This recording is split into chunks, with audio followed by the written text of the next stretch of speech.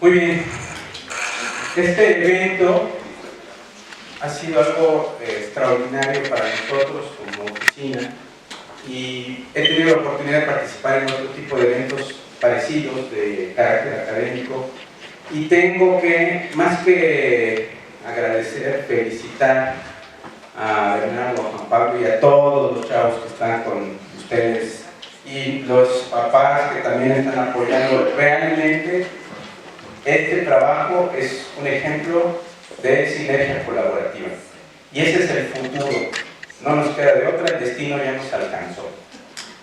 Entonces, lo que quiero yo presentar hoy, abrumado de tanta información valiosa que hemos recibido acá,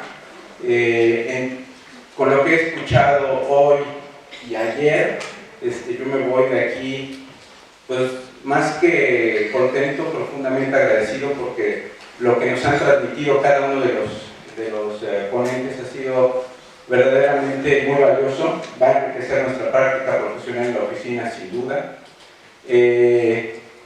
Y al mismo tiempo lo que quiero decir es que lo que voy a mostrar es lo que hemos hecho en los últimos 23, casi 24 años.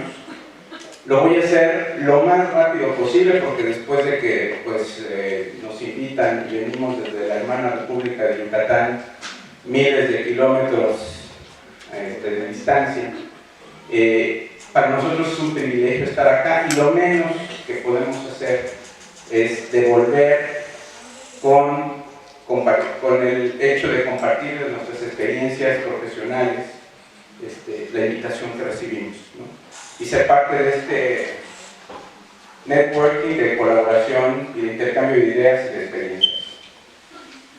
El tema, la plática que voy a presentarles, voy a hacerlo lo más rápido, espero no llegar a hora y media, pero bueno, si veo que se empiezan a ir, pues ya les paro, no hay problema.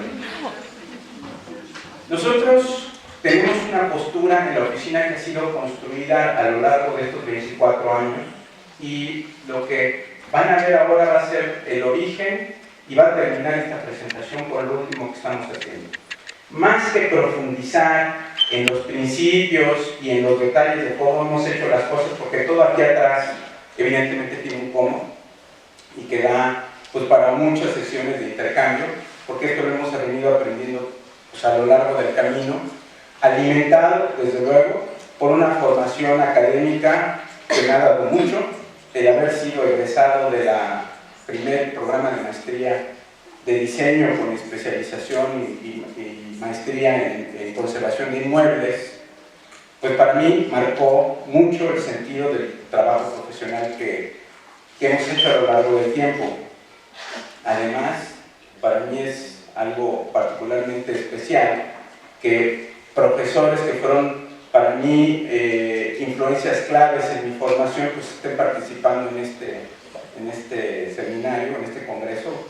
El caso de Luis Guerrero, que le hablo de tú desde hace 30 años, ¿no? Casi,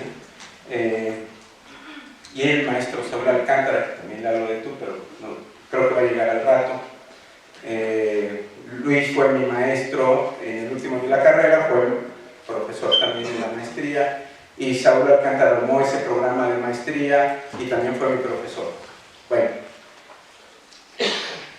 la presentación de hoy está planteada en 3 ejes que son lo que mueve todo lo que hacemos en la oficina. Y es la primera vez, gracias a este evento, que lo ponemos en términos de patrimonio exclusivamente. Nuestra oficina trabaja, la mitad de nuestro trabajo profesional es intervención en patrimonio, la otra mitad es obra nueva, arquitectura contemporánea, hecha, eso sí, con un carácter en sentido local y que retoma toda esa arquitectura moderna que hacemos, el aprendizaje que hemos tenido de materiales, sistemas constructivos, técnicas, tipologías, todo lo que hemos aprendido de las intervenciones en restauración. Y hemos llegado a la conclusión de que todo lo que hacemos se mueve en estos 3 ejes: lugar, materia y pertenencia.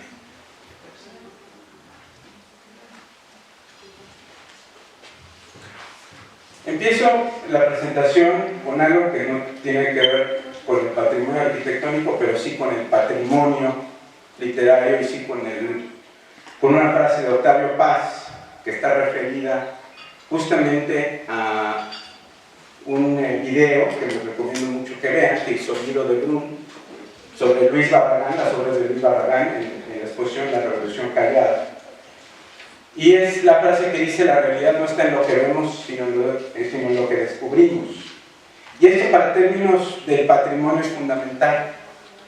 Y nosotros lo vemos no solo en términos del patrimonio, sino en términos de la memoria. Y para nosotros es muy importante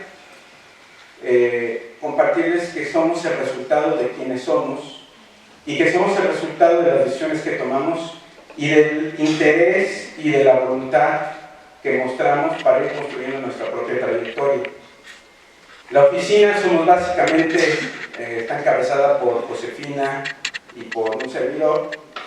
Josefina está aquí, ella no habla, eso lo cual quiere decir que tenemos roles complementarios, y esto se ve muy claro en nuestra historia de vida. Esta es una línea de tiempo que arranca desde que nacimos. Curiosamente ella y yo somos del mismo modelo, año 67. Ella nace en Chile, yo soy del Estado de México, o sea, no soy yucateco, aunque parezco, físicamente soy más yucateco que muchos. Ya desde, bueno, eso no tiene caso decirlo, pero tengo una formación de técnico industrial por el Politécnico, que lo hice porque estaba dudando entre estudiar arquitectura y estudiar licenciado en turismo o historiador. Y mi papá me aconsejó y me dijo: pues si quieres estudiar arquitectura, estudia una carrera técnica que te enseñe a entender los términos de representación. Y bueno, fue para mí fundamental la formación como técnico industrial. Me permitió entender que todo se mueve a base de procesos. Josefina estudió filosofía en la Universidad de Freiburg, que no terminó. Luego entré en la Universidad Metropolitana en el año 84, regresé en el 88. En ese mismo año Josefina llega a Nueva York después de vivir, ella nació en Chile, pero solo ha vivido un año de su vida en Chile, creció en Alemania, y llega a Nueva York justo cuando yo estaba terminando la universidad. Para el año 88 yo ya tenía una preocupación muy importante de cómo conectar la arquitectura contemporánea con la arquitectura antigua. Y me tocó hacer un trabajo de investigación, gracias a que fui profesor de la universidad a partir del año 89, de la Metropolitana, de hacer una investigación sobre la composición arquitectónica de los edificios del siglo XVI, la arquitectura religiosa mexicana del siglo XVI. Por una frase que escuché en un seminario también en la misma universidad, donde se me reveló que la arquitectura del siglo XVI era una arquitectura realmente de sincretismo. En México la arquitectura del siglo XVI es, por obligaciones y circunstancias, una mezcla entre la ideología y los saberes que tenía el mundo prehispánico con los que venían del mundo europeo.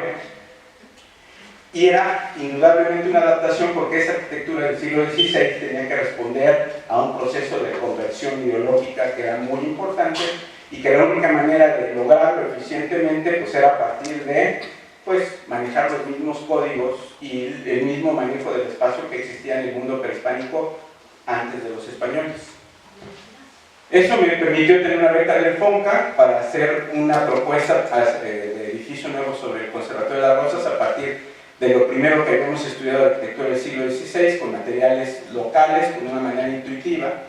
Y bueno, y Josefina trabajó con escultores, hizo restauración en Estados Unidos, se movió después de Nueva York, había hecho cine con Ike de Sanfal. Llega a México en el año 90 por primera vez, después compra una hacienda, se vuelve pionera en una hacienda que costaba 3 pesos, porque en esa época en Yucatán todas las haciendas costaban 3 pesos. Mientras yo empiezo una práctica profesional, como todo mundo, de manera independiente, haciendo cosas pequeñas. Ella llega a Florida en el año 92, empieza a trabajar en restauración, restaura Vizcaya y otro se me olvidó el nombre del hotel, también con pinturas murales.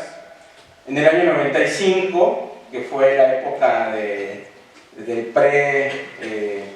desastre del error de diciembre, que todos los que son de mi generación y anteriores pues saben que ese 95 no tuvimos nadie de trabajo, ¿no?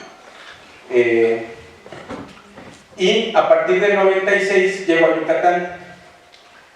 Tenía 28 años en esa época y llego casi por circunstancia porque como estaba estudiando la maestría, le pareció muy buena onda al yerno del principal, del dueño inversionista de todo esto, que como yo estaba estudiando la maestría, sería bueno tener un arquitecto que ya nos conocíamos, el yerno y yo,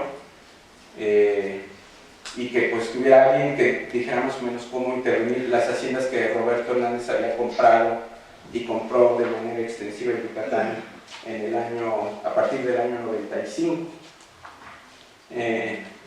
Lo curioso es que yo estaba apenas inscrito en el primer trimestre de la maestría, entonces fue todo un reto porque teníamos muy claro que había que restaurar del año 96 al año 2000, que es cuando conozco a Josefina, porque en estos llevamos caminos paralelos que se juntan en esta zona, pero realmente hasta que coincidimos en una obra juntos es que nos conocimos.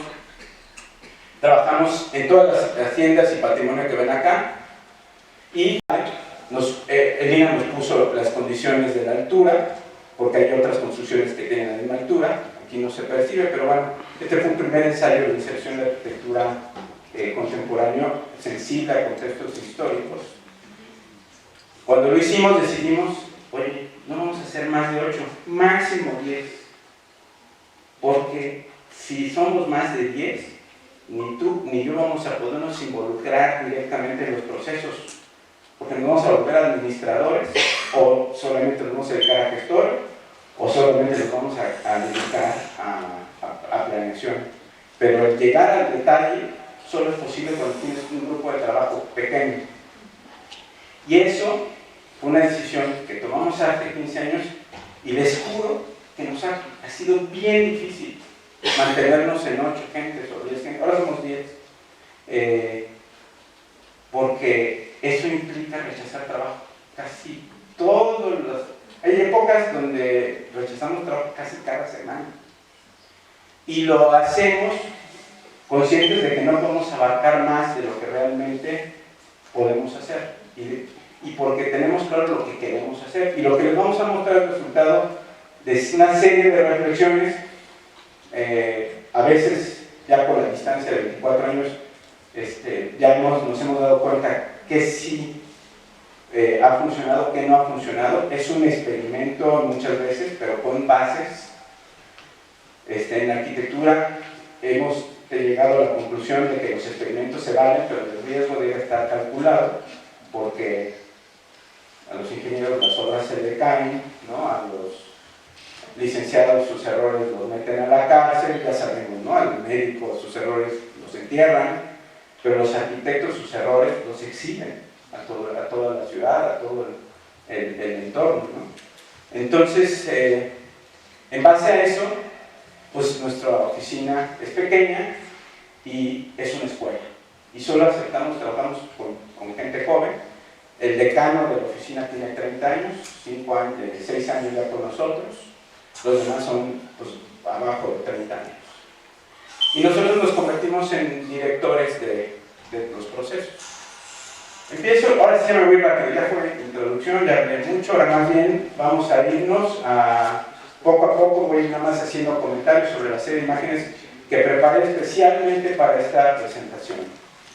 El lugar, entendido en su definición más simple, es una porción del espacio real o imaginario, y es bien importante.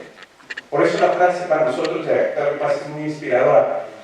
No todo está en lo que vemos, sino en lo que descubrimos también, y que tiene que ver con los intangibles. La porción del espacio real o imaginario que en la naturaleza y el conjunto de seres se sitúa. Y nosotros venimos de este lugar, y después de vivir varios años allí, teníamos la idea de que hay un pueblo que se llama Chicxulub, en la costa norte de Yucatán, o sea, por acá, que sabíamos que era el lugar donde había impactado un meteorito y que había la teoría de que eso había acabado con los dinosaurios, pues sí lo escuchas y pues, suena muy así, wow, ¿no? Pues, qué lugar tan interesante. Vas a Chicxulub, te das cuenta que en Chicxulub no ha pasado nada relevante desde la caída del meteorito. Todo lo que ves, pues al final es lo que puedes percibir.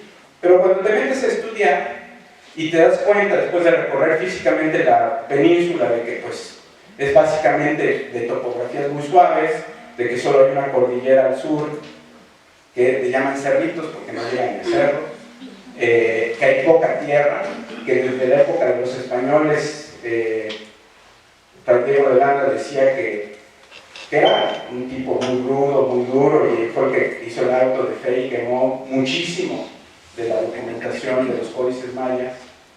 También tenía sentido del humor. Él decía que Yucatán era la tierra donde menos tierra había visto. Y es porque la costra de caliza, que es esto que ven acá, es muy fuerte, muy grande, y la cantidad de suelo muy pobre. Pero pues eso uno lo entiende. Pero si te vas a estudiar realmente el origen de esas condiciones, pues resulta, estas son fotos de hace un año, que se empezaron a revelar los primeros estudios de los sondeos que se hicieron. Ahí están los pozos que se hicieron, tanto en la Universidad de Texas como también el gobierno de México, la UNAM estuvo presente, para determinar la zona de impacto. Determinaron este perímetro. Esto es todo el impacto del meteorito, es la zona principal del impacto, y sus consecuencias fueron pues esta costra de caliza que está totalmente apisonada o aprisionada. No hay ríos, no hay lagos, pero hay todos estos cuerpos de agua que están interconectados, que son los cenotes, y que además esos cenotes se formaron justamente en este levantamiento de cenotes, lo pueden ver, es el Atlas de Cenotes, 2017, es una información bastante reciente, pues coincide con el límite del impacto del meteorito. Entonces, tenemos que entender de dónde venimos para entender lo que se ha hecho antes de nosotros y para tratar de establecer un diálogo y una continuidad del presente al futuro a través, con el pasado, yo diría a través del pasado, pero de una manera consciente y responsable. La credencial de Andrés está en el cajón. Porque ese lugar es lo que explica esta arquitectura.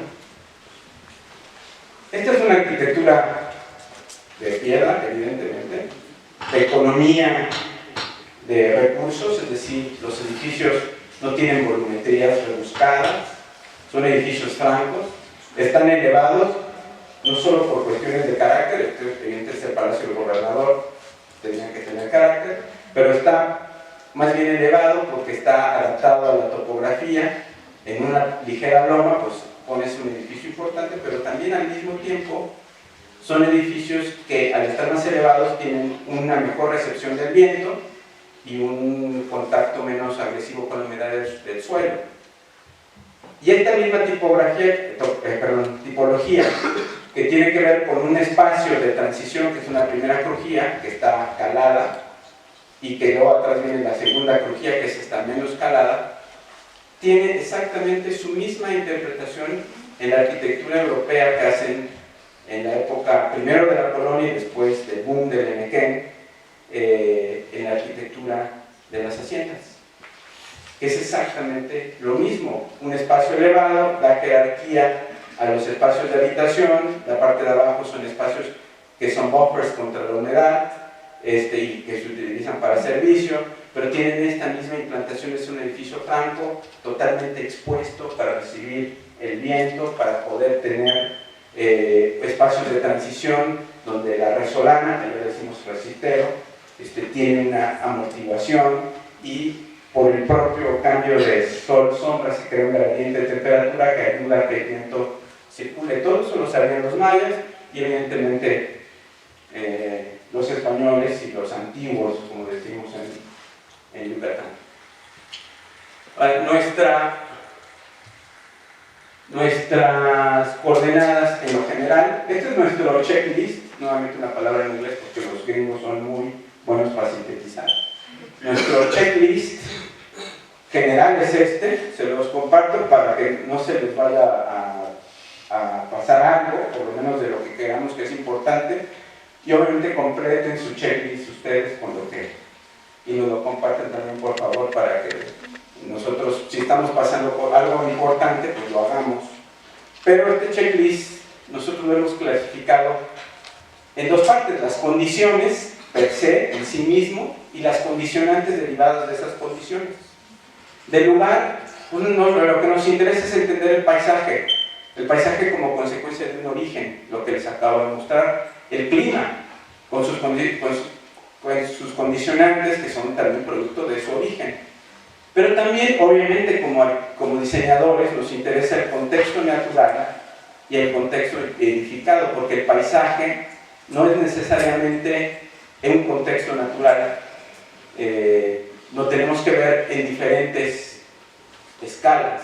El paisaje puede ser algo general, determinado por la topografía, la vegetación, nos interesa la vegetación endémica, obviamente por las orientaciones o sus condiciones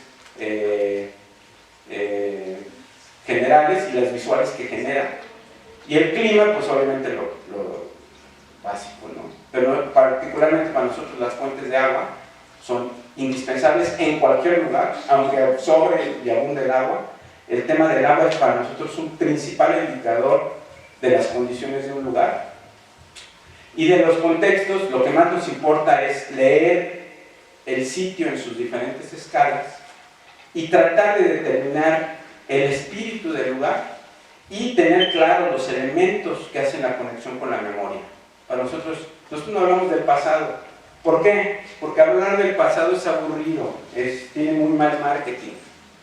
Yo viví, la mayoría de nuestro trabajo, bueno, todo nuestro trabajo ha sido iniciativa privada, salvo la obra pública que hicimos para el Palacio de la Música.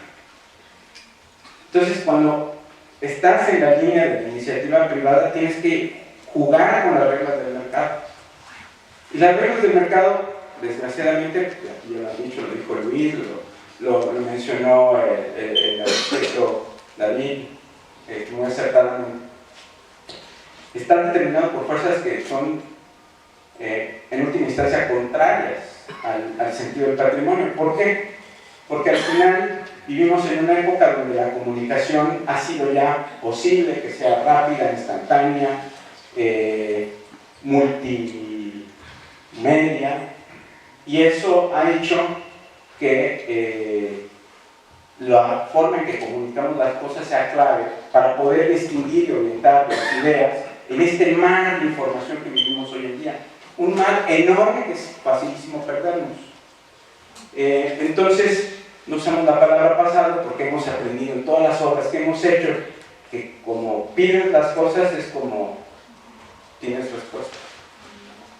Entonces me lo dijo un amigo, a ver si no me hago bolas con la reconstrucción de lo que maneja el material de una forma, con un conocimiento y un análisis, como lo que nos mostró Luis con la arquitectura de tierra. Es indispensable conocer el material, si no, no vamos a poder entender los sistemas constructivos y no vamos a poder establecer un diálogo entre los sistemas constructivos que son viables muchas veces económicamente hoy para poder ser compatibles con los sistemas constructivos anteriores, porque no todo se puede hacer como era antes, y porque también por cuestiones de memoria y también por cuestiones de presente, nosotros tenemos derecho a dejar nuestra impronta, pero no como un acto de egoísmo, ni no como un acto de reclamos de derecho por antigüedad, no, sino simplemente porque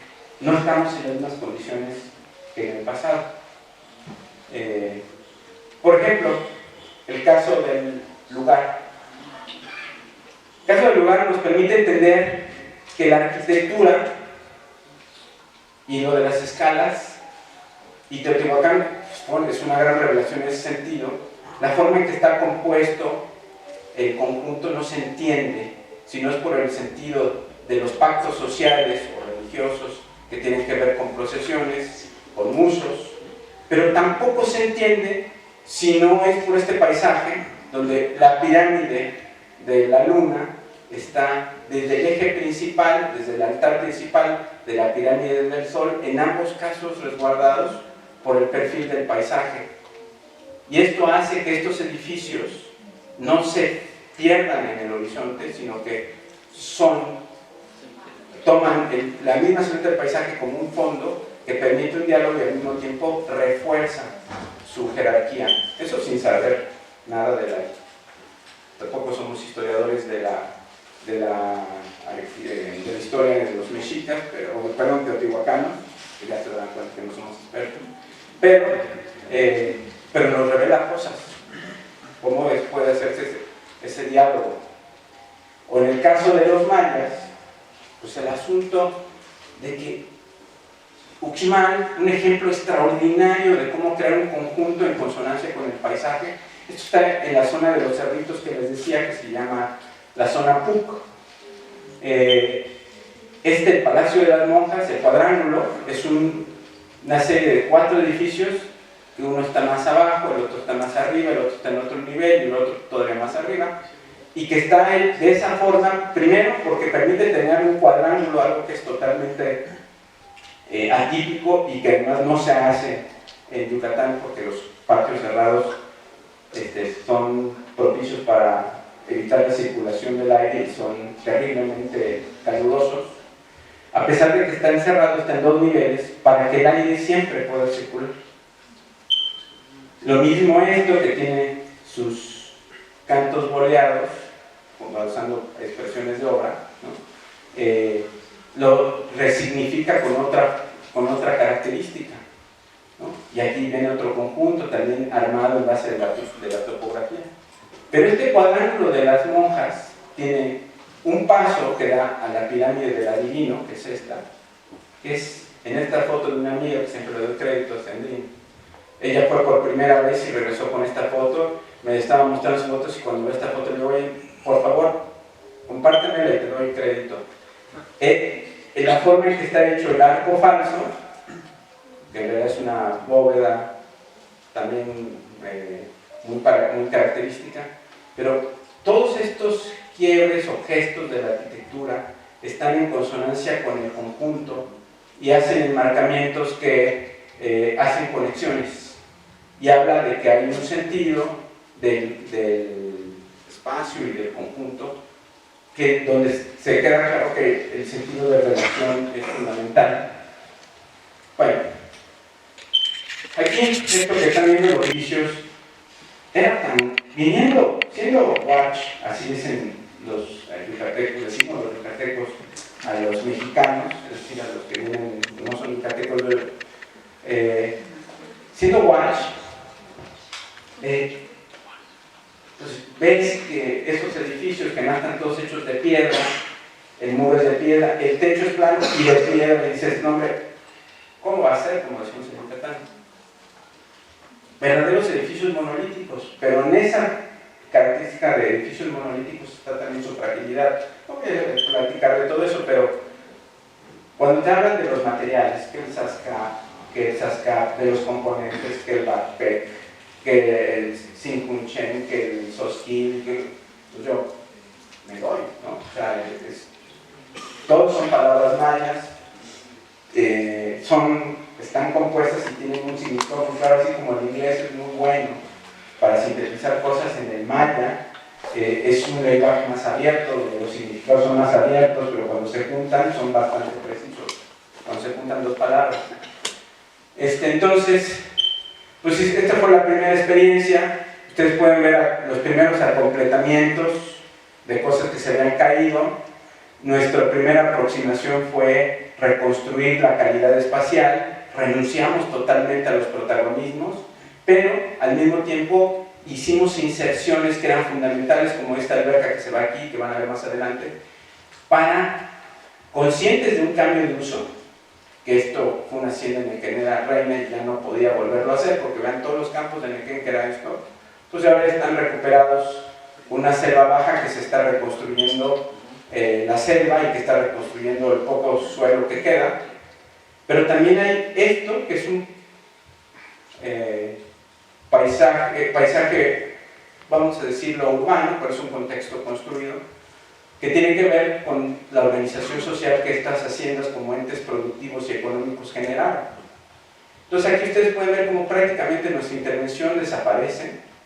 En el interior pasan muchas cosas, y estos son ya reorganizaciones de circulación, parte de la huerta que se convirtió en estacionamiento, la capilla se dejó abierta a la gente puede seguir, entran a la hacienda pero no entran a la hacienda, o sea, entran y siguen utilizando el templo. Este espacio que para nosotros es muy importante, que es la plaza principal donde se hacen los ruedos, que después se hizo una propuesta que no participamos nosotros directamente, pero cambió ese significado. Pero esto es visto desde arriba, el elemento. Prácticamente la tipología no cambió, la volumetría no cambió, y tampoco cambia. Ahí está. Pero la arquitectura, el patrimonio, pues es resultado de las condiciones sociales.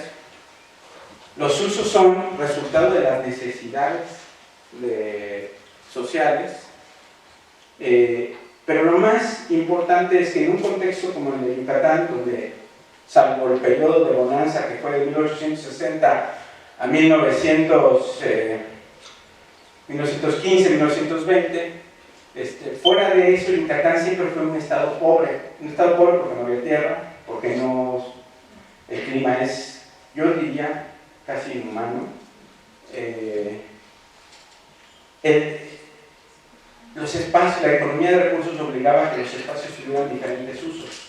Y las haciendas, por ejemplo, la casa de máquinas, era el corazón de la hacienda, donde estaba la raspadora, con esta arquitectura muy solemne para el espacio donde pues, todo el mundo, el producto del trabajo se generaba acá. Pero eran espacios donde tenían múltiples usos, ¿no? Como las haciendas crearon comunidades, pues había pactos sociales donde se realizaban diferentes tipos de actividades para toda la comunidad y se utilizaba el mismo espacio. Solo de que la arquitectura, el valor de la arquitectura como un contenedor que es flexible, es muy importante. Y no eso lo está demostrado en toda la historia de la arquitectura. Los mejores edificios en la historia de la arquitectura son aquellos que han podido soportar cambios de usos, que eran no solo diferentes, sino incluso antagónicos, y que implicaron modificaciones importantes. De ahí tenemos un aprendizaje claro. Por eso nosotros, cuando hicimos la intervención en estas haciendas, sabíamos que el uso tenía que ser compatible, y el uso compatible pasa por ¿cómo es medible un uso compatible? Pues muy sencillo. ¿Cómo podemos medir un uso compatible? En función del impacto que causa en el espacio del patrimonio. Y nosotros lo que hicimos fue pues, estudiar no solo el casco, sino todo el conjunto. Y aquí muy importante, cuando han hablado aquí de trabajo, de la importancia que tenemos como actores en la intervención del patrimonio, como especialistas, como restauradores, sí, nosotros somos un eslabón de toda la cadena. Es muy importante la colaboración interdisciplinaria. Este trabajo fue producto de una investigación de arquitectos de la Universidad de Yucatán que estaban estudiando su maestría en arquitectura y que estaban estudiando el tema de las tipologías, coordinados por Blanca Paredes. Ustedes creo que tienen bastante conexión o intercambios en la Universidad de Guanajuato con Yucatán. Tuvimos gentes de maestría y se armaron equipos disciplinarios para ver temas legales, temas de historia y obviamente trabajar con la gente que conocía todavía los procesos constructivos, perdón. Y eso nos permitió hacer intervenciones de este tipo. Tú dices, bueno, pues ahí hay una ruina, mira, evocativa, Ruskin, por eso decía que no la interviniéramos, porque ya como ruina era bastante valiosa, ¿no? Pero esta intervención en Guayamón era otra más de la serie de haciendas que íbamos a intervenir para convertirlas en hoteles. Nos guste o no, cuando hay alguien que va a invertir dinero, en la lógica de invertir dinero, piensen lo que es, a menos que lo esté lavando, pues obviamente lo que va a querer es profit, ¿no? El retorno. Siendo un cambio de uso de hacienda a hotel, pues el punto era cómo ponemos en valor el patrimonio, cómo vamos a convertirle, a dar un nuevo uso sin destruirlo, sin afectarlo, sin diluir el valor de lo que nosotros como guaches habíamos visto que tenían nuestros edificios. Entonces, pues la respuesta fue estudiar el edificio y estudiar su historia, entendiendo el lugar.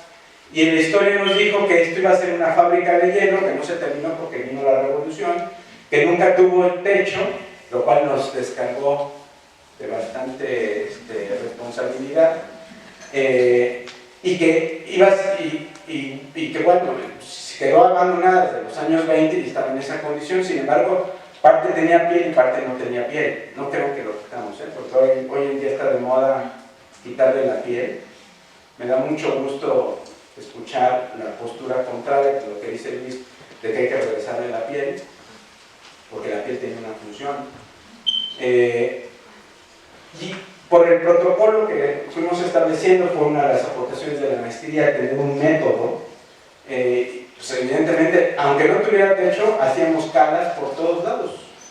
Y una cala, la cala de piso, nos reveló que había cámaras ocultas ya excavadas, que esto en Yucatán tiene mucho valor porque excavar es excavar en roca. Se habían hecho esas cámaras precisamente para ayudar a mantener la temperatura de lo que iban a ser la producción de hielo.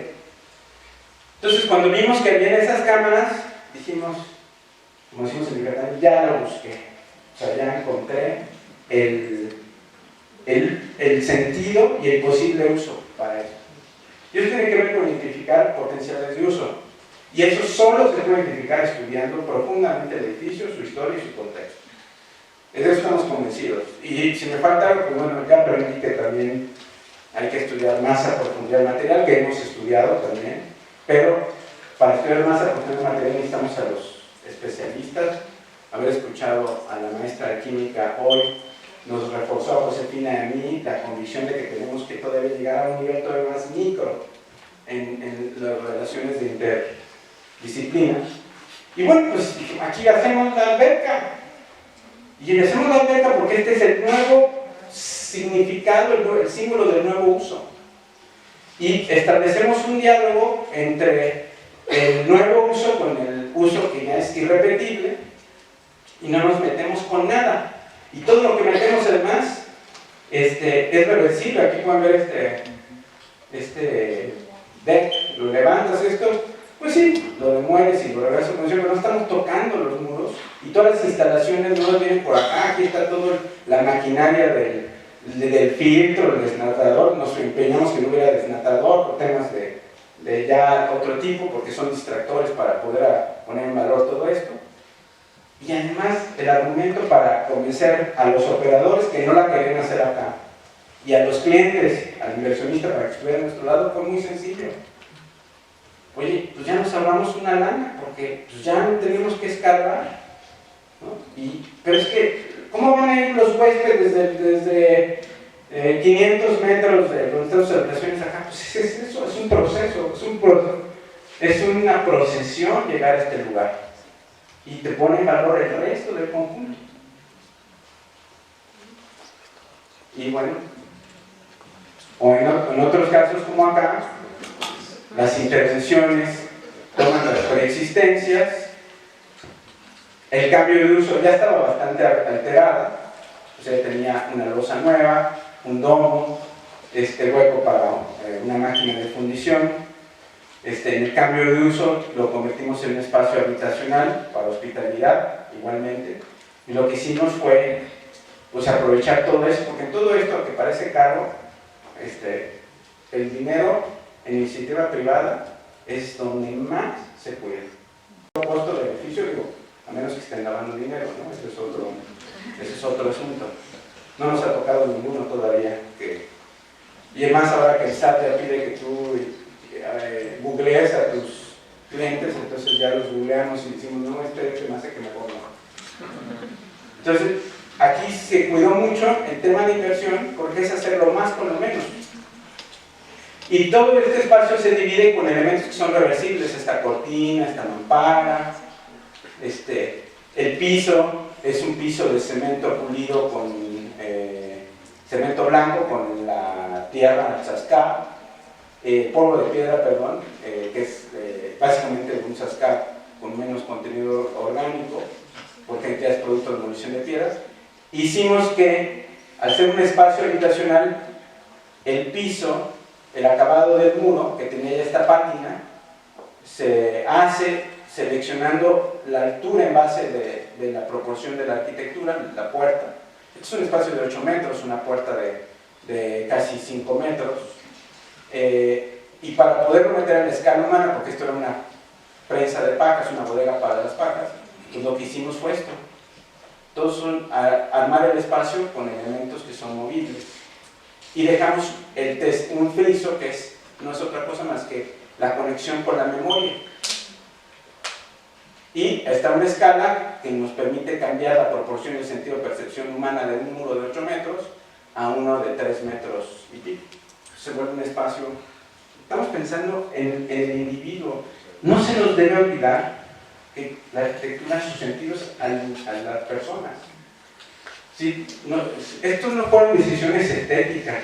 No fue porque, ay, se va a ver padre y en el Instagram va a levantar un montón de likes. Afortunadamente no había ni Instagram en esa época. Entonces, lo haces en el sentido de que todas las intervenciones donde ya no hay que hacer nada más, pues no lo haces, ¿no? Ya tiene un techo nuevo, dejas las vigas que estaban, ya no, por economía de recursos y porque ya teníamos la información suficiente de cómo era este techo, pues ya no lo completamos, lo dejamos como está, consolidamos los interiores, se le dio acabado, pero en el exterior, que estaba en muy buenas condiciones, se hizo una consolidación selectiva y una aplicación de un sellador hidrofugante, que en Yucatán tenemos un sellador fantástico, que se obtiene de la hoja del pishoy. El pishoy es el equivalente al lavado de nopal, es un mucílago también, y porque ya no hay nopal, ya no crece nada de eso. Pero también entiendes que cada lugar te da los elementos para que puedas trabajar con él, los elementos naturales. Donde todo lo nuevo no se entiende si está referido al antiguo. Y todo tiene una materialidad que no tiene mucho que ver. Al principio, nosotros no estamos tan preocupados con el tema que menciona Luis del impacto, ¿no? De que tiene la generación de un material. Obviamente ya lo hemos estudiado desde hace muchos años, por más de 10 años que hemos metido a estudiar por qué usar acero en Yucatán. Y hemos entendido que la sustentabilidad también se mide, es una ecuación que se mide no solo en el impacto de la generación del material, sino en su vida útil y en la huella de carbono que genera.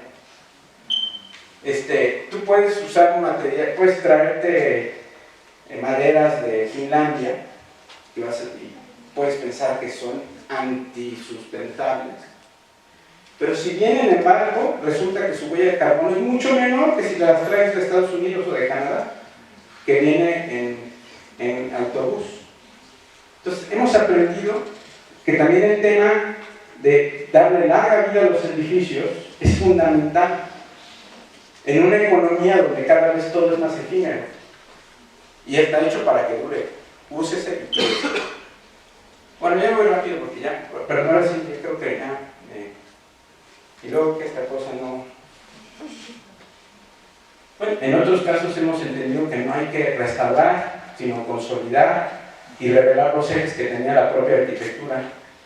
Y hacemos que esos espacios sean de circulación para conectar la arquitectura preexistente con la nueva o la que ya existía, y eso es otra forma de poner en valor. Eso está consolidado y tiene de hecho una veladura hecha con el pichoy que les dije, mezclado con baba, mezclado con la tierra roja de Yucatán. Y estamos solventando el tema de la memoria, no el tema del pasado. O cuando reorganizamos la hacienda, Guayamón otra vez, preservamos la selva. Tuvimos en algún caso un pariente del inversionista que era paisajista y que lo que se dedicó fue a cuidar todo esto y a sembrar en 1000 plantas endémicas, eso sí, pero donde una palma convivía a 10 centímetros de un árbol. Entonces, pues la teoría de él era que era la lucha de la naturaleza por a ver cuál de los dos seres más fuertes había. Nosotros nos opusimos a eso y lo que hicimos fue inserciones muy puntuales para circulación, no tocar el paisaje de la selva y hacer la guía de referencia a partir de especies endémicas que ayudan a organizar las circulaciones, y lo reafirmamos con estos elementos que no lo dije en la imagen anterior. Son jardines acuáticos. Esta foto, desafortunadamente, el día que se tomó, pues acababan de reparar una fuga que hubo ahí, entonces lo acaban de llenar, pero esto en realidad no es un espejo de agua, sino es un jardín acuático. Un jardín acuático es un ecosistema autosustentable y lo más importante es que es un controlador de mosquitos. Lo peor que puede ser en Yucatán, no creo que Yucatán son los espejos de agua. Los espejos de agua los odiamos porque son un absurdo. Si los quieres, además si quieres tener el agua así, pues tienes que ponerle ácido, cloro, filtro, consumen energía, es un absurdo. La arquitectura moderna los pone mucho en valor, yo los cuestiono mucho también. Y eso nos permitió ir construyendo una relación entre el paisaje y el patrimonio construido. Esta imagen no está actualizada, ya no me dio tiempo de actualizarla, es al 2018, la original del muro. Estamos viendo que hay programas, en Yucatán hay un programa en el Centro Histórico de Mérida, que está avalado por el INAH, donde llega el ayuntamiento y dice: yo te restauro tu fachada, no worries, tú nada más pones el material y yo pongo la mano de obra. Y lo primero que hacen es quitarle toda la piel a las casas, que porque está mal, que porque pues, no se puede asegurar que eso va a durar, etc. Esto está restaurado, está consolidado y está repuesto de una manera casi quirúrgica, de tal forma que este muro no ha perdido su calidad áptica, que es parte de la memoria y de las formas de construir. Y también hemos hecho el negocio más noble que hay, que es invitar amigos. Ya no lo hemos hecho, ¿verdad? Pues debemos hacerlo porque pues es negocio, ¿no? Invitamos amigos nosotros para inventarnos la chamba, porque ya les dije que éramos guaches. Entonces, ¿cómo nos quedamos acá? Pues hay que inventarte la chamba, no hay de otra. Y eso es todo el tiempo. Entonces invitamos amigos, nosotros con la constructora le hicimos el proyecto de cuánto tenían que invertir, nos hicimos la gestión con el INAH, los permisos, hacer sinergia con las empresas de bienes raíces allá, que estaban especializadas en lo que pensábamos iba a ser el tipo de usuario que iba a vivir acá, que al final nos equivocamos porque no eran retirados, no llegaron a comprarla propiamente retirados, sí extranjeros, y pudimos rescatar pues, tramos de calles donde venía el ayuntamiento y nos decían, o la gente, ¿qué burros son ustedes? ¿Por qué no aprovecharon el programa del ayuntamiento? Se hubieran ahorrado una lana, ¿no sabes qué? No, justamente lo que nosotros queremos es poner el ejemplo del valor de estas texturas y de estas pieles, que además están en buenas condiciones, no tiene sentido tirarlas. O otro tema que tiene que ver con patrimonio, que lo hacemos casi todo el tiempo en la oficina, es cómo insertar arquitectura contemporánea en un contexto patrimonial. Esta es la hacienda Sacchich, es la casa de máquinas, todo lo que está marcado aquí, el polígono de la propiedad privada, porque la hacienda se fragmentó como todas las haciendas en Yucatán prácticamente, y nos pidieron diseñar una pieza de arquitectura moderna en lo que era este extraordinario espacio, que es un patio con un muro de 3 metros de altura, donde en su función original la hacienda era el patio tendido de Sosquil. Sosquil es la fibra de Nequén.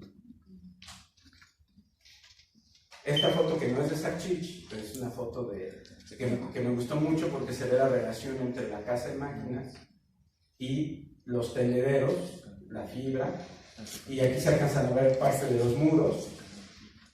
Esto estaba aislado porque esto era el oro, este era el producto. Entonces lo protegían de muros básicamente por los incendios, porque ven cómo estaba todo ya desmontado para el Enequén. Este era el paisaje. Muchas veces dejaban una zona de reserva para leña o para huertas, pues nada más. Este espacio, en el caso de Sacchich, era el muro. Aquí lo pueden ver como que no se apreciaba ni aparecía. Aquí lo pueden ver ahora.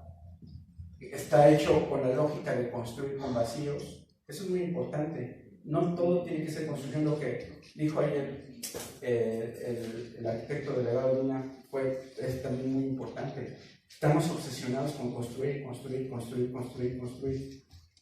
Y tenemos que tener claro que muchas veces el valor está también en los vacíos y en cómo lo que construimos adquiere un valor mayor a partir de la no saturación, porque eso trae efecto contrario. Entonces aquí el elemento más importante es este eje y es un vacío. Esta casa está diseñada con un tema de material que voy a hablar más adelante. Es un material que nosotros rescatamos y reinventamos, que es el chucum. Hace 24 años, ahí tengo las evidencias. Que ahora está de moda y que hemos tratado de ayudar a que la moda tenga un sentido, porque si no se vuelve un absurdo, con temas de ecología también. Pero ahí pueden ver la puerta y de la entrada del plantel, la relación. Esto y otra cosa es lo único que voy a mostrar de la arquitectura contemporánea, que es lo que hacemos en la oficina. Pero la escala de esta casa solo tiene sentido por la relación con el contexto y el patrimonio. Hay una subordinación, hay una distancia, hay un manejo de escala, procurar no perder la percepción del espacio original, que eso es muy claro. Aquí y desde adentro, también es otra palabra en inglés, un statement. Es un manifiesto del conocimiento, el material que hemos adquirido después de varios años de manejar el chucum, que es posible utilizarlo en pisos, en muros, en techos. Esta relación de arquitectura moderna que se abre para tener el viento en los 4 lados. Todo Yucatán vive solo del viento, es lo que permite la verdadera habitabilidad.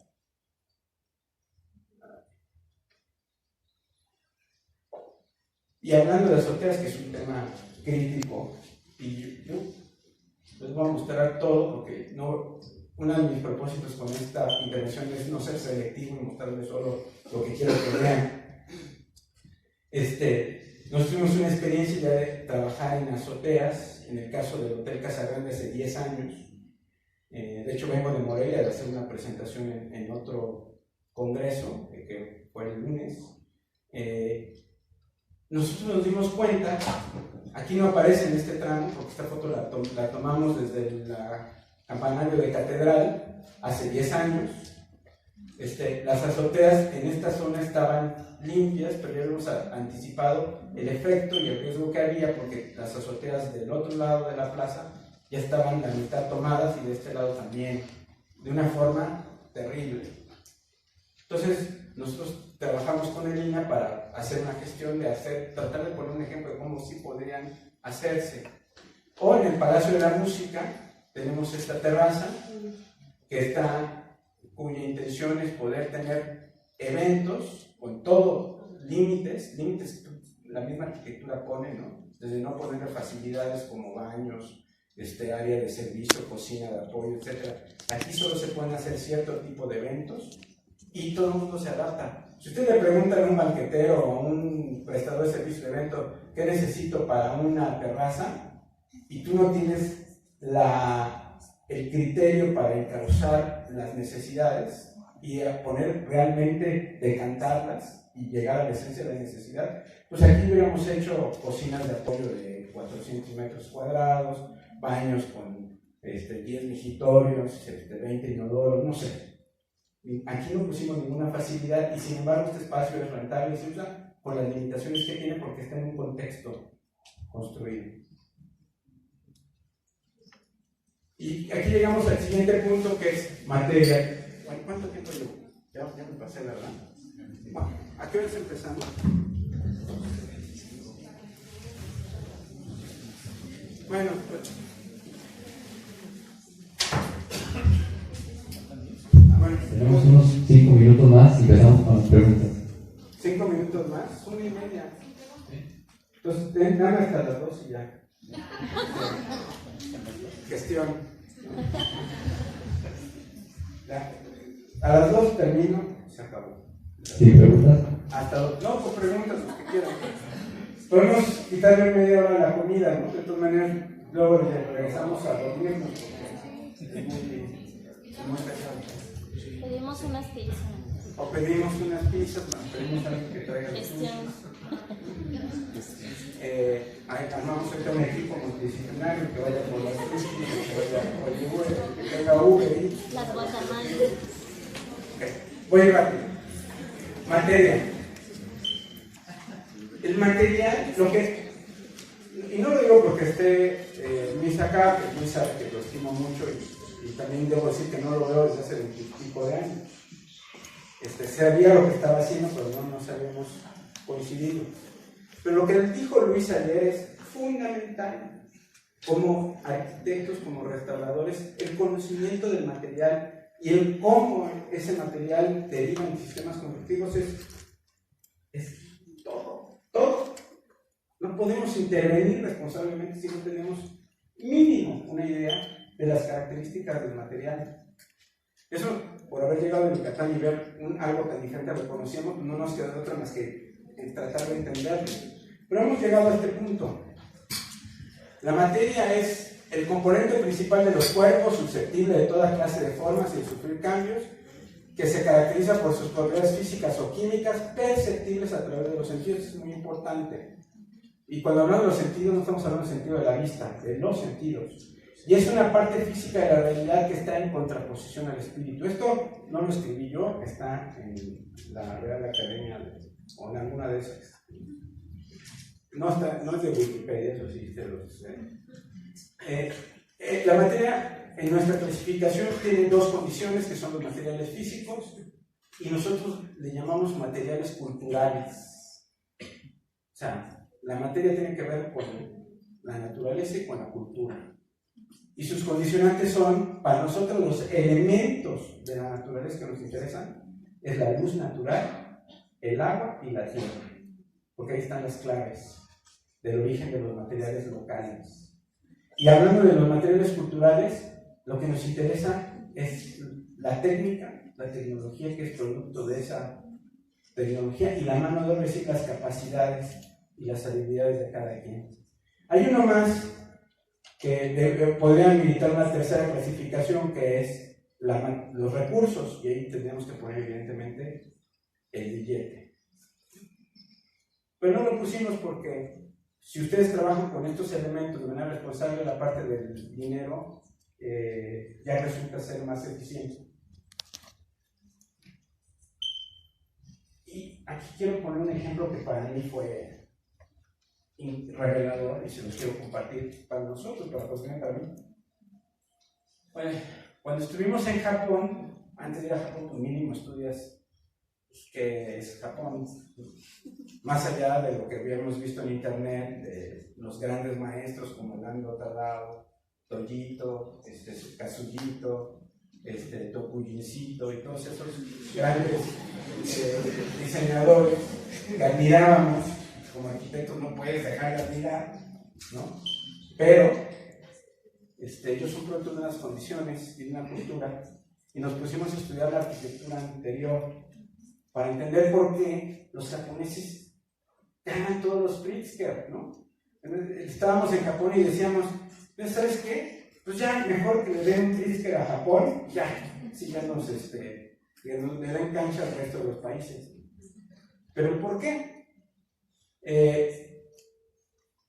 A mí el caso que me pareció más increíble de la forma en que el tema de la memoria es abordado por una cultura para asegurar que hay una perpetuación del conocimiento es el caso de Elysée Shrine en Tokio, y esta lógica de que tienen dos pabellones idénticos que construyen y deconstruyen cada 20 años, con la idea de volverlo a hacer exactamente como era hace centurias. Entonces lo que hacen es reconocer que esta arquitectura, en su materialidad física y cultural, es portadora de conocimiento y de memoria. Y que la única manera que encontraron los japoneses para salirse de la bronca de cómo hago para, si lo regreso a hacer exactamente igual, pero el cambio de uso, entonces ¿qué? Y los nuevos materiales, ¿cómo? Ellos dijeron muy claro, tenemos un templo que vamos a considerar zona sagrada, su función como templo va a ser que es el testimonial del resguardo del conocimiento, y cada 20 años hacen uno igualito, como lo han hecho en cientos de años, y al lado tienen otro igualito, que mientras lo desmontan, y a los 20 años, y 20 años después arman este y lo se pasan con el otro. Quiere decir que cada 40 años hay una reconstrucción fidedigna del elemento, y si se fijan, cada 20 años y cada 40 es una lógica que solo tiene que ver con las generaciones. Eso les permite a los japoneses que haya una real tradición, yo creo que quieren decirlo, pura del conocimiento. Pero esa es otra forma de abordar el tema de la memoria. Pero asume, y eso es muy importante para nosotros en la oficina, pues que toda la arquitectura antigua es portadora de conocimiento. Y eso es justamente lo que tenemos que revalorar. Por eso no hablamos del pasado, sino de la memoria. Aquí pueden ver la Casa Maya, que es emblemática porque es una casa hecha con el mínimo de recursos, del máximo de síntesis, un espacio, un monoambiente, como dicen los compañeros argentinos, pero que tiene una lógica multifuncional al mismo tiempo, porque ahí se platica, se duerme, a veces se cocina. Vean esto, veo esta casa y veo y veo aquella, están en la misma zona, están en el mismo estado de Yucatán, pero están en el norte, donde hay menos tierra y más piedra, en la parte central, donde hay un equilibrio mayor entre tierra y piedra, y en la parte del sur, pues, lo que sobra más tierra, menos piedra, y está hecho con esto que nos mostraba ayer y hoy Luis. Entonces es la misma tipología que responde a la misma cultura, pero con una adaptación lógica de los materiales. Y eso es lo que tenemos que procurar preservar. Y lo que nos parece relevante de la lección de la Casa Maya es que está hecho llevando la estructura a su mínima sección. Una estructura supereficiente, un esqueleto supereficiente. Ese para nosotros es el futuro de la arquitectura. Y eso nos ha llevado a desarrollar dos materiales que han tenido un impacto, afortunadamente 20 años después, pero han tenido un impacto, que es, revaloramos una técnica antigua que es la masilla hecha a base de chucún, que es la corteza de un árbol que tiene propiedades de sellador natural, y la tierra roja, que efectivamente nos falta todavía estudiarla más a profundidad, la hemos estudiado al mínimo nivel, que nos ha permitido hacer concretos con tierra que cumplen los estándares mínimos de resistencia estructural, y no haciéndole caso a los ingenieros que nos decían que echarle tierra al concreto es un pecado capital. Y con el cancán peor, porque no tiene muy poco contenido de arcilla, un alto contenido orgánico. Entonces, tú le tiras la tierra roja al concreto y la ves la resistencia como desciende en caída vertical. Este es el chucum, se los presento. El asunto es que es un árbol cuyas características, y esto lo fuimos a estudiar con el Centro de Investigaciones Científicas de Yucatán, es un árbol, Josefina le llama árbol curita, porque su función es crecer rápido, muy rápido para generar suelo. Este árbol crece justamente, es de la primera vegetación junto con el resto de los espinos, que crece en las zonas que se desmontaron para los planteles de Mecón. Entonces, cuando nos dicen, no, es que esto es un ecocidio, que cómo lo están quitando, para empezar, este árbol es una plaga en el monte. Cuando lo hicimos por primera vez, los ejidatarios nos dijeron, igual en inglés, be my guest, no pasa, o sea, porque es un árbol que lo que tiene es que es una plaga. Claro que ya llegamos al nivel de volumen y es esto que menciona Luis, que es indispensable y fundamental y tenemos que pensar los diseñadores siempre, y es el impacto de nuestras obras. Obviamente ya se produce de manera semi-industrial y ya se ha entendido que se tiene que reforestar, ¿no? Si queremos seguir teniendo, aunque saben que desgraciadamente se sigue desmontando tanto el monte en Yucatán, que el chucum sigue creciendo de manera natural, porque claro que ahora ya estamos también urbanizando, que está peor. Y esto es como de la época de los prehistórica, ¿no? Cortan la corteza. También ahora ya sabemos que lo podemos cortar de tal manera que el árbol no tiene que morir necesariamente, tienes que ir al árbol más grande, cortar básicamente por arriba, nunca por abajo, o sea, y esto se pone a sancochar, como decimos en Yucatán, se sancocha 2 veces porque es hasta el segundo hervor, como las gallinas, ¿no? Que ya tiene una mejor, suelta más el componente, se drena y ya con eso tienes un sellador natural estupendo. Esta es una técnica maya porque el chucum fue el resultado de observación pura, lo que dijo el arquitecto que habló sobre gestión. Como restauradores, nuestro fundamento es la observación. Y cuando observamos que había restos de esa masilla que tenía un color muy interesante, pues preguntamos, una técnica totalmente en desuso, perdida, y gracias a la luz y al universo, para no entrar en discusiones religiosas, había todavía una persona en Temozón que lo sabía aplicar y ese fue el que nos enseñó los fundamentos de la técnica. Y con eso hicimos ya adaptada para hacerla económicamente viable y la adaptación fue muy sencilla. Sustituimos el zasca por polvo de piedra y le dimos un componente de cemento blanco, que el cemento blanco con un componente calcáreo, la piedra, el polvo de piedra es pues, obviamente su base es cal, y lo que logramos es esto, un material que no es otra cosa más que la extensión artificial del material natural, tiene el mismo color, viene del mismo origen y tiene una gran ventaja, además de que es un sellador natural impermeable, por eso los mayas lo usaban para las cisternas y los aljibes, pues no hay que pintarlo, es mantenimiento cero.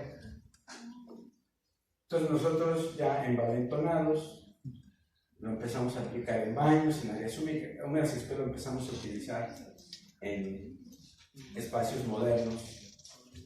Todo lo que hemos hecho, quiero dejarlo nada más claro, todo el conocimiento que hemos adquirido de la arquitectura antigua lo hemos buscado para proyectarlo a la arquitectura moderna. Esta es la otra obra de la arquitectura moderna que voy a mostrar nada más.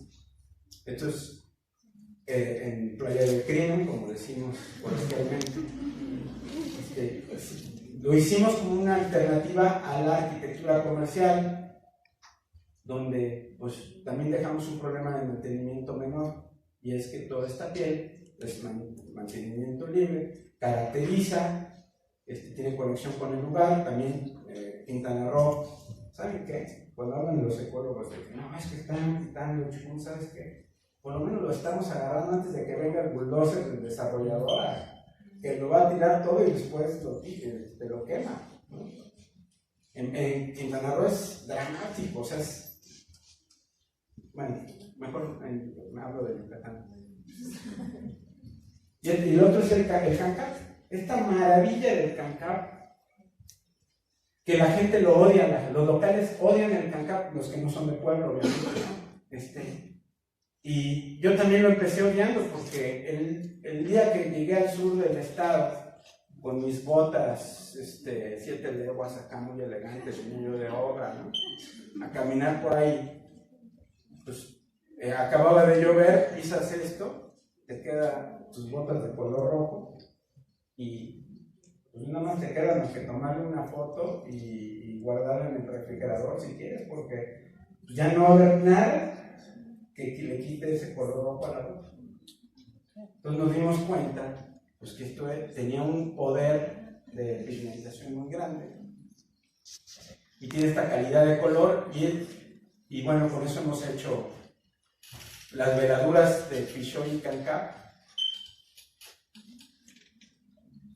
Cuando descubrimos el CANCAP y platicando con uno de los arqueólogos de Lina, Luis Millet, don Luis fue el que me dijo, mira, pues nosotros cuando hacemos estucos antiguos le ponemos una veladura con Pichoy y CANCAP para proteger el estuco, ¿no? Para que pues, aguante más, ¿no?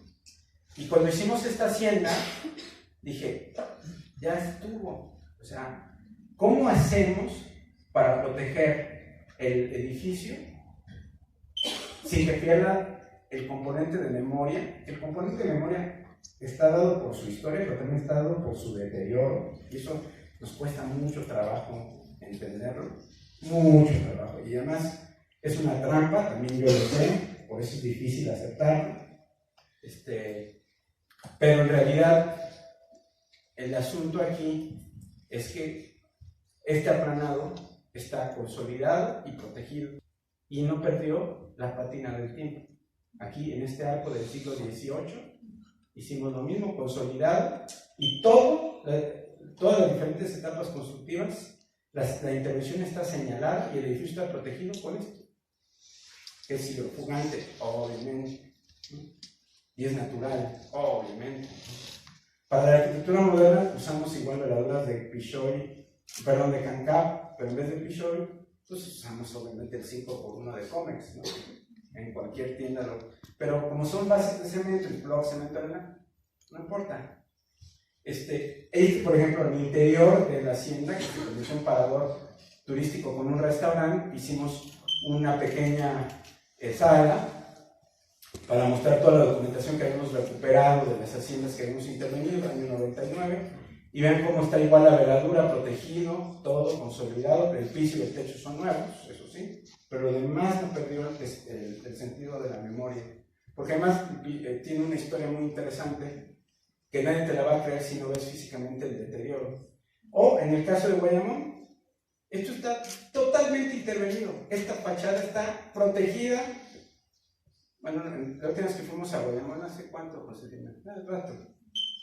Pero la última vez que fuimos, sigue ahí la veladura de CANCAP con Pichoy. Esto también está protegido, pero esto requirió intervenciones mínimas y solo se consolidó mínimamente. Le pusimos el Pichoy sin el CANCAP, pero donde sí hicimos intervenciones más amplias, está con la veladura de CANCAP. Esto está intervenido, protegido, restaurado, tiene techo nuevo, piso nuevo, y pues tú dices, pues no parece que esté intervenido. Ya me faltan 15 minutos.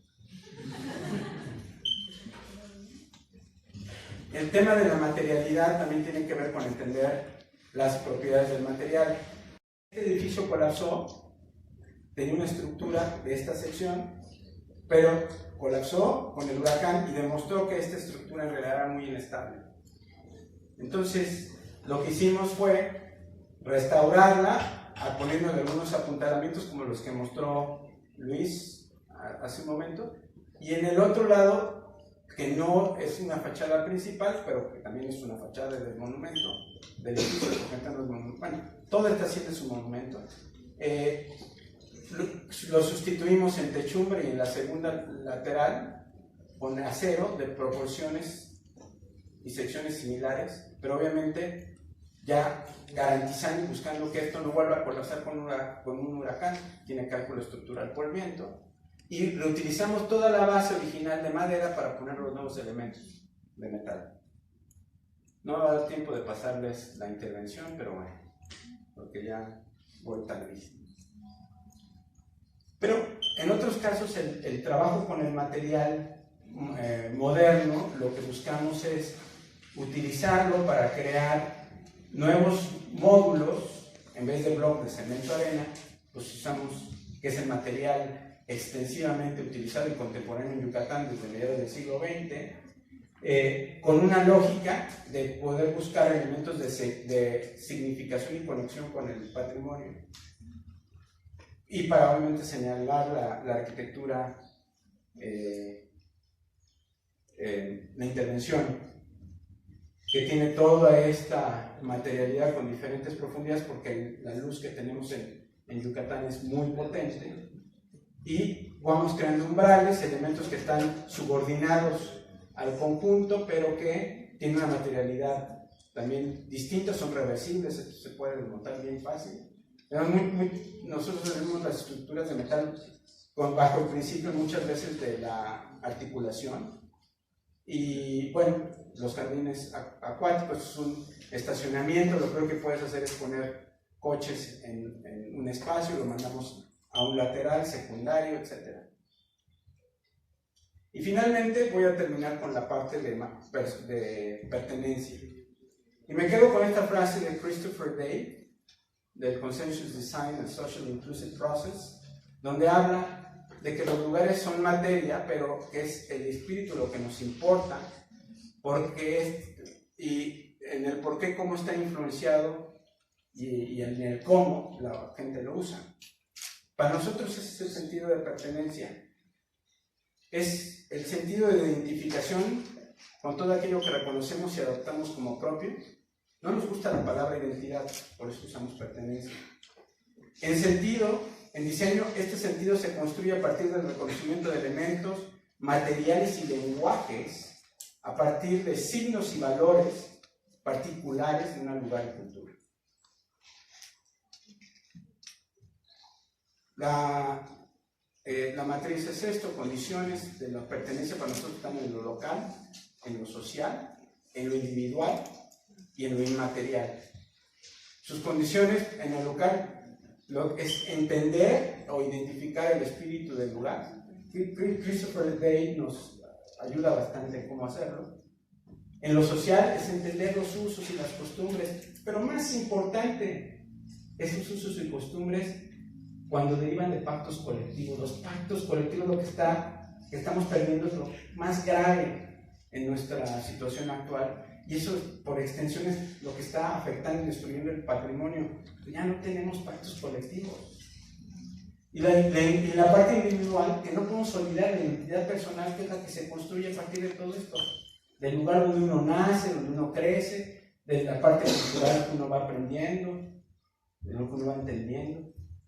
Y esto se traduce en el material que para nosotros está depositado en la memoria, en la semiótica, como herramienta e instrumento de comunicación de la memoria y su proyección en el tiempo. Entonces, así es como nosotros, esa es nuestra ecuación. Y ahora, traducido a la vida real, entonces, hoy en día, desde hace varios años, 2004, o sea, ya llovió, entendimos que el sentido de pertenencia en arquitectura pasa por el esqueleto. El esqueleto es la síntesis de todo el cuerpo, es la estructura de la arquitectura. Y el esqueleto es lo que conforma la tipología. Entonces, entendemos perfecto lo que nos decían ayer el arquitecto David, que además es norma, y pues, todos estamos aquí para atender la norma. Todo lo que estamos mostrando aquí tiene permiso de NIA, by the way, como dicen los gringos, pero nos ha costado muchísimo trabajo poder tener un diálogo con las instituciones y también con los propios promotores, los que financian esto, los clientes, para hacerles entender el valor del esqueleto y cómo la intervención en la refuncionalización tiene que partir de conservar eso. Eso es lo que se refiere a la Carta de Venecia y el documento europeo que nos muestran aquí ya 2 veces, ¿no? Para recordarnos. Y los nuevos elementos tienen otra materialidad, sin embargo, conforman y respetan la lógica de la estructura espacial del original. Y se crean cambios de escala, un esquema en L que pasa a ser a 2 esquemas en L, el original y el nuevo, con la lógica de la ventilación cruzada, de las mínimas modificaciones. Así hemos hecho, ya dije que no llevamos la cuenta,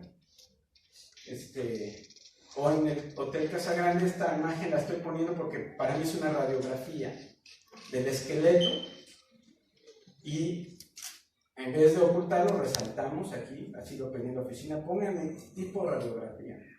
Entonces, aquí pueden ver todo el impacto de la refuncionalización de uso de Sin embargo, el esqueleto está enterito, entero el esqueleto. Y todo esto que le hicimos es reconocible como intervención. En el caso de, y con esta lógica de máxima conservación y de introducir de los elementos, como dice la Carta de Venecia y el documento europeo, los usos y costumbres nuevos, construimos sin darnos cuenta un lenguaje, no le quiero llamar estilo porque además el estilo hasta nosotros mismos despectivamente nos referimos a él, pero sí hablamos de un lenguaje. Y ese lenguaje es el lenguaje de resignificar los elementos originales, como este piso que estaba todo desnivelado, tenía humedades, lo tuvimos que levantar todo con mucho cuidado, pasarle las instalaciones nuevas porque nunca tuvo baño. Obviamente por más cuidado que lo hagas tienes mermas, entonces en vez de completarlo con piezas imitación de esto, lo que hicimos fue hacer un enmarcamiento, señalar claramente que todo esto lo tuvimos que intervenir para poder tener sellos de humedad por humedad descendente, que es el gran problema de los edificios en Yucatán. Y los muros ranuramos solo por los vértices, que es donde tenemos más oportunidad de poder pasar una tubería con el mínimo daño a la piel original, y ahí pusimos elementos de iluminación indirecta que ponen también en valor el techo original, que aquí también se recuperó. Entonces se mantiene el elemento original, pero está resignificado, ya está impermeabilizado, tiene instalaciones y todo, y este es el material original. Y eso ahora lo hacen en Mérida de manera extensiva. Perdón.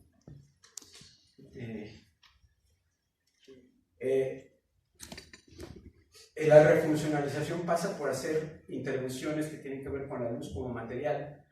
Obviamente las caras nos permitieron revelar elementos importantes que después pusimos en valor. En esta foto no aparece porque está del otro lado, pero el manejo de la luz es muy importante porque hoy en día se vive con un sentido de la luz muy distinto.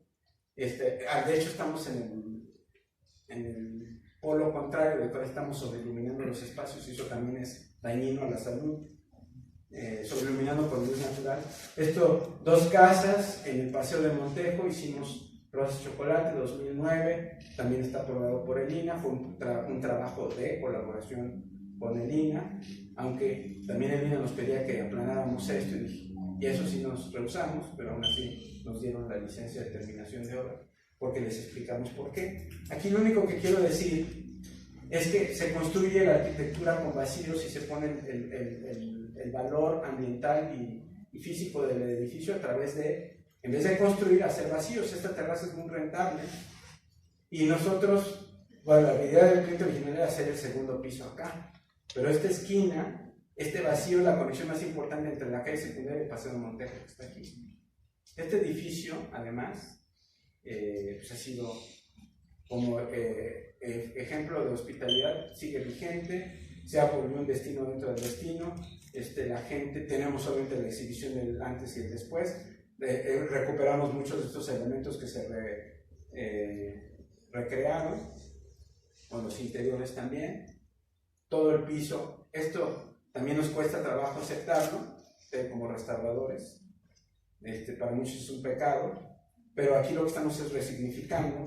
Todas las piezas originales son las decoradas y todo lo demás que ven, sólido, es nuevo. Jamás ponemos a competir, porque es un contrasentido, lo nuevo con lo antiguo. Aquí lo antiguo adquiere un nuevo significado y potencia su valor a partir de contrastarse con lo antiguo, ¿no?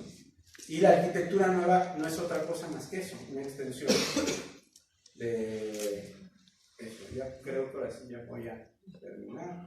Casa Grande, con este término, ahí está la planta alta del esqueleto, el antes y el después. Este fue un proyecto muy interesante, fue fantástico hacer esta propuesta. Las azoteas son un espacio rentable, por eso es que lo estamos viendo, como lo mencionan aquí en Guanajuato, y además es evidente, anoche que salimos a caminar, dijimos wow, pero no solo las azoteas, aquí hay un tema más complicado que estamos viendo. Tiene el mismo problema que tenemos en Mérida, que el tema de los bares y el ruido y las incompatibilidades entre usos, que en Mérida se han ido solventando porque la gente ya se está organizando. Y también hay que decirlo, gracias mucho a los extranjeros que no pueden concebir que si la ley dice que son 60 y pico de decibeles, andemos en 90, y los extranjeros lo único que llegan es decir, oigan, yo lo único que pido es que cumplan la ley lo dice. Entonces, nos propusimos, este es un edificio catalogado, Patrimonio de la Nación, tuvimos allí con marcaje 24/7, hubo una restauradora que aquí públicamente reconozco su aportación muy importante, la maestra Gloria Álvarez. Ella fue la que se dedicó a estudiar los sistemas constructivos y junto con nosotros ayudarnos a tomar las decisiones de la refuncionalización. Todo el proyecto de intervención es de nosotros, totalmente, y lo hicimos a distancia, además. Hubo una gente de nosotros ahí, pero la colaboración de Gloria Álvarez y su esposo, el arquitecto Alfonso, que es extraordinario arquitecto también, pudimos hacer una propuesta de un techo que su primera condición es la de reversibilidad, su segunda condición es la de reversibilidad. Su primera condición es que no afecte la estructura portante del edificio. Y fue un verdadero trabajo interdisciplinario. Hicimos una estructura ligera, reconocible, esta es 100% desmontable. El color blanco es fatal, lo digo. Las siguientes intervenciones que hagamos jamás vamos a usar el color blanco, por varias razones. La principal es que es un color que reverbera mucho. Entonces es un color que por un lado te pide que lo sigas poniéndole capas para que no sea caluroso, pero al ser blanco es totalmente estridente. Entonces lo que tenemos es trabajar con los proveedores para que ya hagan y fabriquen lonas con color. Obviamente no lo hacen porque no hay demanda. Y pintar estas estructuras de colores que desaparezcan, que sean más ligeros. Esto es lo más que logramos con una estructura ligera. Pero esa era la azotea. Ahí está el proyecto. Estas azoteas, como bien dijeron aquí, pues eran espacios para poner los tinacos y los cuartos de servicio. En esta foto no aparece que había una vivienda de la persona que vivía. Ya tenía sus comunicaciones verticales, que también bien se dijo ayer. Una azotea pues pasa por tener que poner una comunicación vertical, y eso ya de entrada es una intervención que hay que evaluar muy bien, porque si no puede ser realmente desastrosa. Y a diferencia de la foto que mostró ayer el arquitecto, nosotros hicimos un proyecto de un piso flotante que tiene justamente disipadores de movimiento, unas zapatas de madera al estilo japonés, una sobre otra, que se mueven y disipan la vibración, y que obviamente van descargando exclusivamente sobre los muros principales. Con eso pudimos hacer un piso, donde todas las instalaciones se organizan y los elementos nuevos, que también son reversibles, tienen una lógica de diálogo con lo antiguo. La propia extensión de los elementos portantes y la forma de la lona, que siempre nos preguntan, ¿por qué le hicieron así? Pues es que es una forma de establecer diálogos entre, este edificio es extraordinario, tiene como Pedro de Arrieta, ¿no? Que en el Santo Domingo, que tiene en la esquina negativa, que es una continuación de un arco al otro, está ahí, y esta forma es resultante de eso, de esa lógica. Está ahí, lo hemos visto 10 años después, y tengo que decir algo que es muy importante. He hablado con los clientes, que pues además son amigos, logramos que Lina lo autorizara. Tiene cosas que le han ido agregando, que yo ya les manifesté que no podrían ser menos ambiciosos y voraces, ¿no? La azotea es muy rentable, pero eso nos ha permitido conservar el edificio en perfectas condiciones. Ya con esto voy a terminar, porque ya no hubo tiempo para el Palacio de la Música. Miren, esto es bien importante.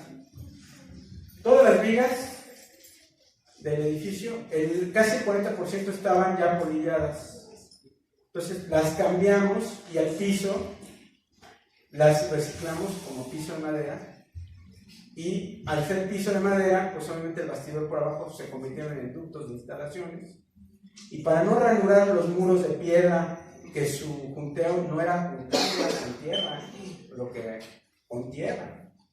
Entonces estábamos todos apanicados porque no podíamos, preferíamos no hacer ningún ruido, ninguna ranura, y por otro lado las vibraciones, ¿no?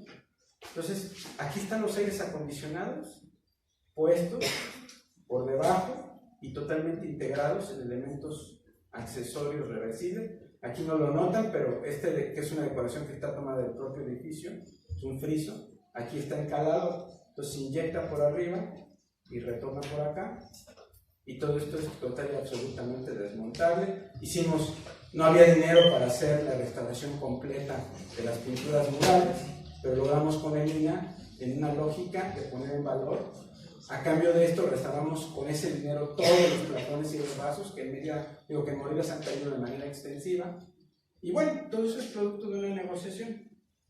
Y creo que ya. A ver. Ya hizo.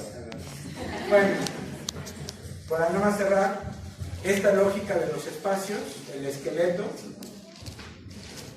traído exactamente esa lógica de proporciones y de tipologías, traído a la arquitectura contemporánea. Son plantas de casas nuevas, hechas por nosotros, que son sustentables porque no tienes que climatizar todo tiene ventilación cruzada, etc.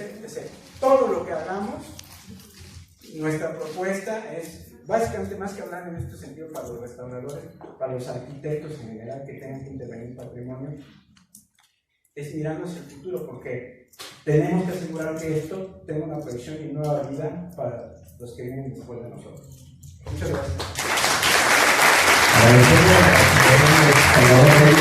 A continuación, haremos entrega de un pequeño reconocimiento.